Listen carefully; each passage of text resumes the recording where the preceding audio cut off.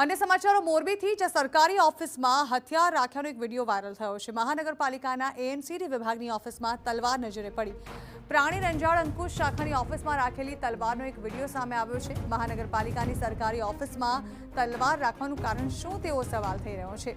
શું અરજદારોમાં ભય ઉભો કરવા માટે અહીં હથિયાર રાખવામાં આવ્યું છે? સરકારી ઓફિસમાં તલવારનો વિડીયો સોશિયલ મીડિયામાં વાયરલ થઈ રહ્યો છે। આ અંગે વધુ માહિતી સંવાદદાતા ભાસ્કર જોશી આપી રહ્યા છે। ભાસ્કર, જે રીતે તસવીરોમાં સામે આવ્યું છે, જ્યાં મનપાની કચેરીમાં તલવાર રાખી હોવાનો આ વિડીયો છે, આ વિડીયો લઈને શું સામે આવ્યું છે?